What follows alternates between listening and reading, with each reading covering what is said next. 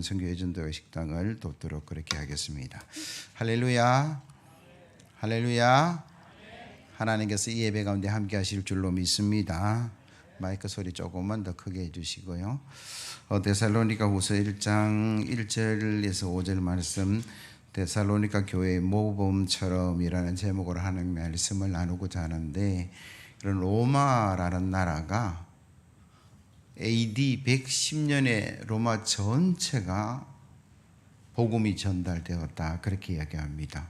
초대교회가 얼마나 열심히 전도했으면 그 일이 일어났을까라는 생각도 드는데, 고신대 그 교회사를 가르치는 이 교수님이라는 분의 책에 보면 그렇게 될 수밖에 없는 이유들이 있는데, 첫 번째가 로마가 통일을 하고 여행하기가 굉장히 쉬웠다. 지금도 우리가 다른 나라 넘어가려 그러면 뭐 여권이니 여러 검사들이 많은데, 그때만 하더라도 뭐 그런 복잡한 절차는 아니지만 통일된 나라니까 여행하기가 쉬웠고, 로마가 정복을 하면 도로를 너무나 잘 깔아놓고, 세 번째로 언어가 통일되어서 그 세 가지가 복음 전파의 밑거름이 되었다라고 이야기합니다. 그리고 가장 중요한 네 번째가 예수 그리스도를 믿는 사람들의 삶의 모범이었다.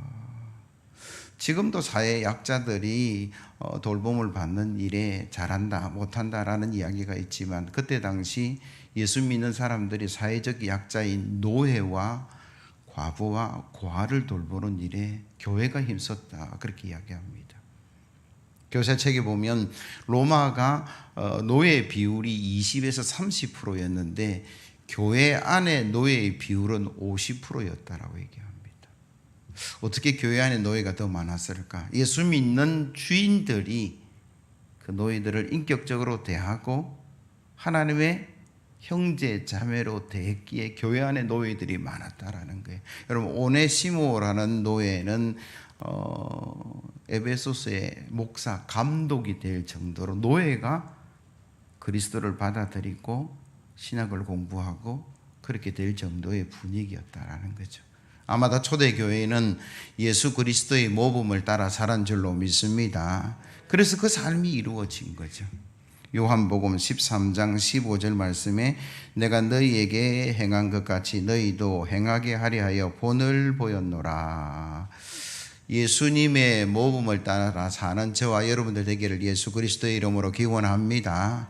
예수님의 모범을 따라 살고, 데살로니가 교회 그 모범을 따라 살아서 사도 바울의 자랑이 되고 기쁨이 되고 감사가 되는 그런 2023년 저와 우리 교회 되기를 예수 그리스도의 이름으로 기원합니다. 이를 위해서 먼저 오늘 본문은 믿음의 성장이 있어야 된다. 여러분 1절, 2절, 3절 말씀 보세요. 바울과 실루아나와 디모데는 하나님 우리 아버지와 주 예수 그리스도 안에 있는 데살로니가 인해 교회에 편지하노니, 하나님 아버지와 주 예수 그리스도로부터 은혜와 평강이 너희에게 있을지어다. 형제들아, 우리가 너희를 위하여 항상 하나님께 감사할지니 이것이 당연함은 너희의 믿음이 더욱 자라고. 데살로니가 교회가 어떻게 그렇게 모범이 될 수 있었냐 그러면 그들의 믿음의 성장이라, 이렇게 사도 바울은 이야기하죠. 그럼 생명이 있는 모든 것은 다 자라나야 됩니다. 그럼 과일나무를 하나 심었어요.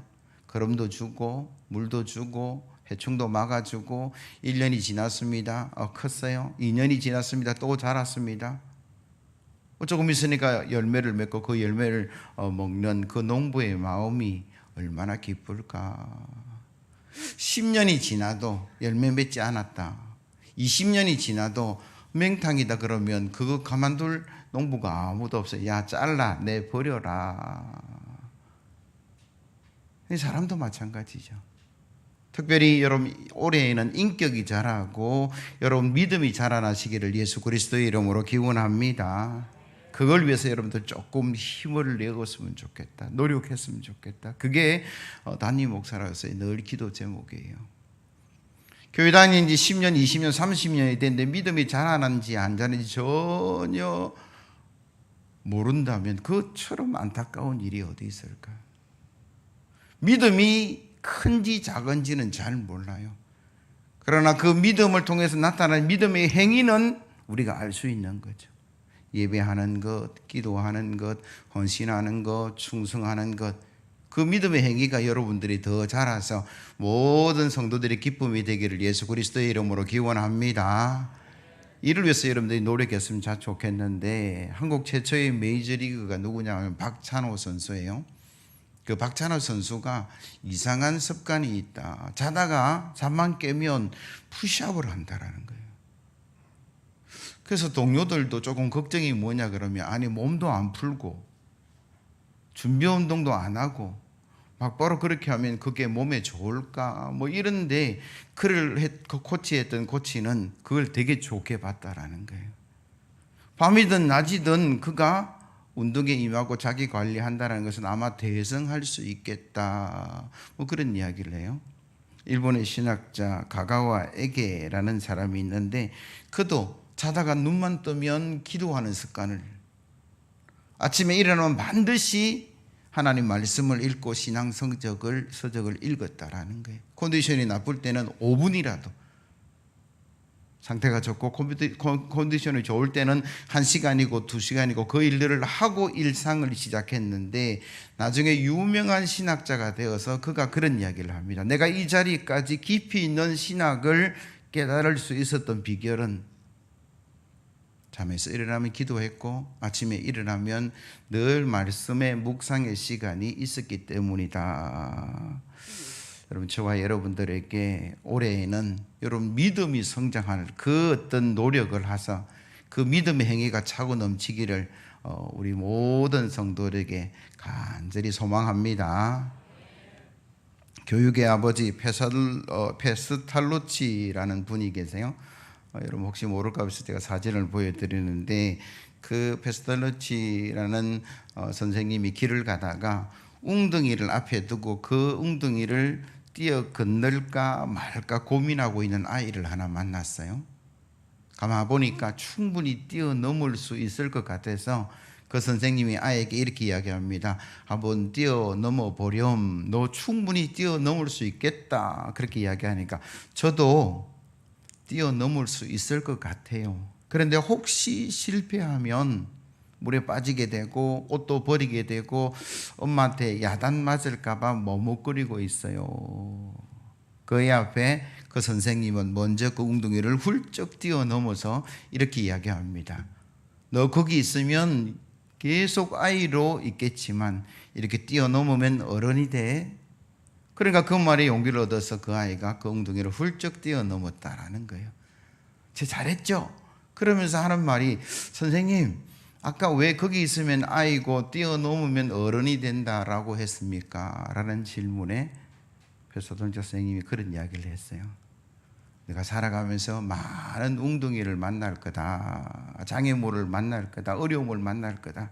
그러나 늘 거기서 어머니한테 야단 맞으면 어떡할까, 실패하면 어떡할까, 그렇게 거기에 머물러 있으면 그 아이밖에 되지 않는데, 네가 용기를 가지고 도전을 하고 웅덩이를 뛰어넘는 그 순간 자라나고, 그 순간 또 자라나고, 그 순간 자라나서 너는 아마 훌륭한 어른이 될 수 있을 것이다. 2023년 새해를 맞이하고 우리가 두 번째 주일을 맞이하는데, 올해 좋은 일만 있을 것이다 그렇게 생각하진 않아요. 물론 그게 소망이지만 틀림없이 이런저런 어려움도 있을 것이고 우리 앞에 장애도 있을 것인데, 저와 여러분들이 믿음이 성장하고 또 성숙하고 아이의 믿음이 아니라 어른의 믿음이 되기 위해서는 도전의 용기가 필요하다, 그렇게 말씀드릴 수 있어요. 머리로만 아는 것을 실천으로 옮기는 그곳에 용기가 필요하고 그 속에 성장이 있을 것이다 라는 거예요. 그래서 저와 여러분들이 한번 도전도 해보시고 노력도 해보셔서 여러분 믿음이 자라고 하나님과 더 가까이 와지고 여러분 세상 사람들뿐만 아니라 성도들에게 자랑이 되는 저와 여러분들이 되어야 될 줄로 믿습니다. 성장하는 동안은 늙지 않는다. 당시 98세 김형석 연세대 명예교수 저서에 보면 100년을 살아보니 그 속에 있는 글이에요. 98살 사신 분이 책을 내시면서 그 속에 성장하는 동안은 늙지 않는다. 이런 문구를 남겼어요. 그리고 우리가 육체가 성장하는 것은 여성들은 22세, 남성들은 평균 24세면 육체의 성장은 멈춘다고 그래요. 그러나 우리의 인격의 성장과 우리의 인격의 성숙은 무한히 갈 수 있는 거죠. 특별히 예수 믿는 사람의 믿음의 성장은 나이와 상관이 없습니다. 은퇴와 상관이 없어요. 그래서 저와 여러분들이 성장하고 있다는 것은 그동안은 여러분 늙지 않는다라는 이야기입니다. 그래서 2024년 새해가 밝았는데 여러분들이 믿음이 성장했으면 좋겠다. 그 믿음은 성장했는지 안 했는지 잘 모르겠지만 믿음의 행위가 우리가 성장했구나. 그래서 우리가 예배자로 살자라는 두 번째 그 현장 예배 제가 광고도 드렸지만 여러분들 50번 주일 예배 못 드린 분들이 올해는 내가 주일을 성수하겠다. 그 믿음의 행위가 성장한 거예요. 오전 예배만 드리고 빠이빠이 그랬는데 오후 예배도 참석하면 그 믿음의 행위가 성장한 거죠. 내 사전에는 수요일은 없었어요. 새벽은 없었어요. 그러나 그분들이 한 번, 두 번 기도의 자리에 동참하는 것 아마도 믿음의 성장이라 그렇게 말씀드릴 수 있어요. 저와 여러분들은 나이는 들어갈 겁니다. 그러나 우리가 늙어가는 것이 아니라 익어가는 걸로, 늙어가는 것이 아니라 성숙해지는 걸로, 그런 인생이 돼야만이 모든 사람들의 자랑이 되고 기쁨이 되는 그런 놀라운 은혜가 있는 줄로 믿습니다. 그래서 올해는 믿음이 자라고 인격이 자라서 하나님과 우리 모든 성도들에게 자랑되기를 예수 그리스도의 이름으로 기원합니다. 두 번째로 사랑의 풍성함에 있어서 감사와 자랑스러운 말씀을 하시는데, 이런 3절 뒷부분을 보면 이렇게 이야기합니다. 너희 믿음이 더욱 자라고 너희가 각기 서로 사랑함이 풍성함으로, 그렇게 이야기합니다. 여러분, 사랑이 풍성해져서 기쁨이 되고 감사가 되는 거죠. 우리가 살다 보면 싸우기도 하고 다투기도 해요. 가장 가까운 부부가 싸우기도 하고 부모 자식 간에 싸우기도 하고 성도들도 다투기도 하는데, 여러분 그때 행복합니까? 서로 용서하고 사랑할 때 행복합니까? 후자죠. 그래서 우리가 사랑해야 되는 거예요. 우리가 행복한 삶을 늘 꿈꾸고 살아가기 때문에 그 행복한 삶의 결과물은 싸우고 다투는 것이 아니라 사랑하고 용서하는 것이다. 누구나 다 알고 있는 이야기고, 특별히 예수 믿는 사람은 사랑할 이유가 있습니다. 왜? 내가 큰 사랑을 받았으니, 십자가의 사랑을 받았으니, 예수 믿는다, 예수를 그리스도로 믿는다, 예수님이 나를 위해 십자가를 지고서 내가 영원한 생명의 길이 열렸다라는 것을 믿는 사람은 예수 십자가의 사랑을 받았다라는 거예요. 그래서 사랑받았으니까 사랑하는 것이 마땅하고, 제가 새해 기도 제목을 이렇게 넘겨서 기도하다 보니까 제 1번이 뭐냐면 가족 건강, 본인 건강, 두 번째 자녀들 위해서, 물질을 위해서, 여러 가지 교회 건축을 위해서 기도 제목들이 있어요. 그런 건강의 비결이 뭐냐? 사랑이다. 그렇게 주장하는 사람이 있어요. 미국의 예방의학의 권위자인 피터 핸더슨이라는 사람이 책에 이런 글을 썼습니다. 건강의 비결 1번 적절한 음식 섭취, 2번 적당한 운동, 3번 좋은 습관을 갖고 술, 담배 등 나쁜 습관을 버리는 것. 이거 누구나 다 알고 있는 이야기인데 그 다음에 하나가 뭐냐 그러면 4번을 이야기합니다. 위에 세 가지 건강 비결의 50%밖에 되지 않는다. 나머지 50%는 사랑하는 것이다. 이웃 사랑은 도덕적인 문제가 아니라 건강의 문제요, 나아가 이웃 사랑의 문제는 건강의 문제만이 아니라 살고 죽는 문제다. 적당한 음식을 섭취하고 적당한 운동을 하고 좋은 습관을 가지는 것, 여러분 마음속에 하나님을 향한 사랑, 이웃을 향한 사랑, 가족을 향한 사랑, 나 자신을 위한 사랑이 있어야 그게 가능하죠. 미움만 가득 채보세요. 밥맛이 있는가? 운동할 기분이 나는가? 에이, 부어라 마셔라, 그렇게 가버리는 거예요. 그 사람이 회복될 수 있는 방법은 사랑해 주는 것이다. 여러분 사랑하면요, 몸도 마음도 영혼도 이 사회도 건강해지는 줄로 믿습니다. 미국 가면 1월 16일 다음 주 월요일인데요. 마틴 루터 킹 날 데이라는 게 있습니다. 저분 여러분 아마 알고 계실 건데 저분의 연설에 굉장히 유명하죠. 조지 언덕에 노예 아들들과 주인의 아들들이 함께 노래하며 밥 먹고 식탁에서 행복한 날들이 올 줄 나는 믿는다. 그렇게 설교했던 목사님인데 그분의 어록에 보면 이런 내용들이 있어요. 믿음은 눈앞에 계단이 보이지 않더라도 첫걸음을 떼는 일입니다. 난 사랑을 믿기로 결심했습니다. 증오는 견디기 너무 무거운 짐이기 때문입니다. 어둠은 어둠으로 몰아낼 수 없습니다. 오직 빛만이 어둠을 몰아낼 수 있듯이 오직 사랑만이 증오를 물리칠 수 있습니다. 사랑은 세계에서 가장 오래 견딜 수 있는 힘입니다. 죽은 사람도 살리시고 병자도 고치시고 풍랑도 잠잠케 하신 그 놀라운 능력의 예수님도 왜 이 땅에 오셨습니까? 왜 그렇게 하셨습니까? 한마디로 말하면 사랑. 하나님이 세상을 이처럼 사랑하사 독생자를 주셨으니 그게 예수님의 십자가의 모든 말씀과 행위의 시작점이 사랑이라는 거예요.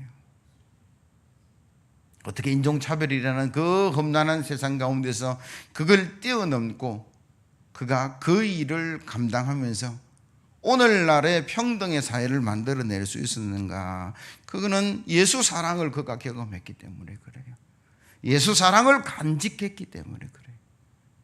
그래서 저와 여러분들이 예수 십자가의 사랑을 받았으니 그 사랑으로 살아가서 나 자신도 우리 가정도 우리 교회도 이 사회도 아름다워지기를 예수 그리스도의 이름으로 기원합니다. 사랑 좋다는 건 너무나 잘 알고 있는데 문제는 실천이죠. 사랑이 뭐냐?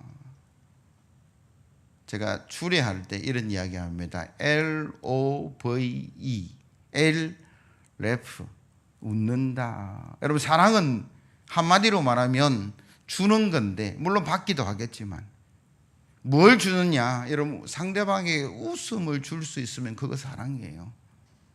남편을 웃게 할 수 있으면 아내를 웃게 할 수 있으면 성도들을 웃게 할 수 있으면 그거 사랑이다. 사랑 주는 거예요. O는 한번 따라합시다. 오케이. 긍정해 주는 거예요. 뭘 하면 자꾸 디스내지 말고 뭘 하면 자꾸 시비 걸지 말고 한번 해보라고 뒤에서 기도해 주고 도와줄 테니까. 오케이라는 게 얼마나 귀한지 몰라요. 지휘자가 지휘를 합니다. 찬양이 끝이 났습니다. 여러분 박수 크게 쳐주는 거 그거 뭐예요? 오케이. 긍정해 주는 거죠. 아이가 뭔가 일을 하나 해냈어요. 구구단도 못 내온 애들이 외워내요. 그러면 뭐예요? 이야 잘했네. 이거 박수 쳐주는 게 오케이. 긍정해 주는 거죠. 세 번째 V가 빅토리라는 건데 승리감을 주는 것. 야 우리가 이기려고 서로 이기려고 하니까 싸우는 거예요. 져주면 그게 사랑이에요. 자식 이기는 부모가 없다 그렇게 이야기하죠. 그 말이 무슨 말일까요? 자식이 부모를 이기는 것은 힘으로 이기는 것 아닙니다. 힘은 부모가 훨씬 세죠. 그런데 부모가 지는 이유는 뭐냐면 사랑의 크기가 달라서 져주는 거예요. 승리감을 그 자녀에게 주는 거예요. 우리는 늘 싸워서 이기려고 그래요. 그건 사랑 아닙니다. 남편에게 승리감을 주는 것 그게 사랑이고 아내에게 승리감을 주는 게 그게 사랑이고 자녀에게 결국은 그 져주는 게 이기는 건데 우리가 늘 이기려고 할 때가 참 많죠. 마지막으로 E는 enjoy라고 즐거움이 있어야 그게 사랑이다. 여러분 올해 2023년 여러분 살아갈 때에 나도 웃고 상대방도 웃고 나도 긍정의 어떤 반응을 받고 상대방도 긍정해 주고 나도 승리감이 있고 상대방도 승리가 있고 그런 함께 즐거워하는 사랑이 우리 가운데 차고 넘치기를 예수 그리스도의 이름으로 기원합니다. 아는 것 여러분 실천하셔야 돼요. 쉽지는 않지만 여러분 사랑의 풍성함이 데살로니가 교인들과 교회에 있어서 사도 바울의 자랑이 되고 감사가 되었다라고 이야기하는데, 저와 여러분들의 삶에 사랑이 차고 넘치기를 예수 그리스도의 이름으로 기원합니다. 마지막으로 바울은 데살로니가 교회의 성도들에게 박해와 환난 중에서 인내함이 있어서 감사하고 자랑스러워한다. 4절 5절 말씀 이런 같이 한번 읽어봅니다. 시작. 그러므로 너희가 견디고 있는 모든 박해와 환난 중에서 너희 인내와 믿음으로 말미암아 하나님 여러 교회에서 우리가 친히 자랑하노라. 이는 하나님의 공의로운 심판의 표요 너희로 하여금 하나님 나라에 합당한 자로 여김을 받게 하려 함이니 그 나라를 위하여 너희가 또한 고난을 받느니라. 아멘. 데살로니가 교회의 박해와 환난과 인내라는 단어를 들을 때마다 야, 우리는 참 쉽게 잘 산다. 예수 참 편하게 믿는다. 여러분, 교회 간다고 물론 뭐 가족들 중에 반대하는 사람이 있을 수는 있겠지만, 여러분, 박해의 수준의 사람은 없어요. 감옥에 간다든지 직업을 잃는다든지 고통을 당하는 일들은 없어요. 제가 특히 선교 현장에 가보니까 그들이 세례받고 예수 믿는 순간 가족으로부터 외면을 당하고 직장으로부터 외면을 당하고 모든 불이익을 다 받아서 전도가 너무나 어려운 거예요. 그런데 우리는 그렇지 않잖아요. 대한민국 얼마나 좋은 세상입니까? 얼마나 편한 세상입니까? 자유가 있고 하고 싶은 말 다 할 수 있는 세상이 대한민국입니다. 저 북한만 돼도 그냥 끌려가요. 우리는 대통령 욕 마음대로 하잖아요. 국회의원 나쁜 사람이라고 막 하잖아요. 북한에서 만약에 위대한 수령을 한마디 디스내 보세요. 난리 날 거예요. 대한민국 참 좋은 세상입니다. 참 많이 변했다. 뭐 그런 생각들도 해요. 여러분, 편의점 가면 세상이 변한 걸 알 수 있다. 누가 그런 이야기 했어요. 즉석 음식이 얼마나 잘 나와 있는지 전자레인지에 넣고 3분에서 5분만 돌리면 여러분 요리 수준의 음식들이 진열되어 있다. 뭐 그렇게 이야기합니다. 골목골목마다 24시 편의점 다 있어요. 왜 그럴까? 대한민국 사람들의 속도에 민감함을 반영하는 것이라. 우리는 즉시 있어야 됩니다. 그러니까 골목마다 편의점이 다 있는 거예요. 여러분, 속도가 경쟁력이라서 참 다행스럽다. 일본은 아직까지 도장 찍고 전자결제는 생각도 못한대. 그래서 일본이 뒤처질 것이다, 어려울 것이다, 그런 예상들을 해요. 근데 대한민국은요, 뭐 일사천리입니다. 그래서 좋은 점도 있지만, 외국 사람들이 대한민국 와서 제일 먼저 배우는 말이 뭔지 아세요? 아니요, 욕을 제일 먼저 배워요. 이 새끼야 뭐 이런 걸 제일 먼저 배워요. 두 번째가 빨리. 그만큼 우리는 속도에 민감한. 근데 이 속도에 민감하다 보니까 뭐 인터넷이라든지 되게 제일 빨라요. 우리는 뭐 LG든 뭐 저기 다른 회사든 SK든 안 빠르면 바꿔버리잖아요. 그러니까 엄청나게 투자도 많이 하고 빨라지는데, 이게 좋은 점도 있지만 나쁜 점은 뭐냐 그러면 빨리 안 되면 분노가 일어나요. 성질이 급해지는 것 같아요. 금방 얘기했는데 해결 안 되니까 이게 막 되게 분노가 일어나고, 그게 쌓여서 좌절감이 되어서 자기 스스로 생명을 끊는 사람도 있다. 뭐 그런 이야기들 해요. 근데 한번 가만히 생각해 보세요. 밥 하려고 살 씻어서 물 안 쳐서 불 떼고 내지는 전기 꼽았는데 뚜껑 열면 밥이 되어 있습니까? 시간이 어느 정도 지나야 뜸도 들여지고 맛있는 밥을 먹는 거예요. 그 인내의 시간이 우리에게 필요한데 우리는 그것조차도 못 기다리는.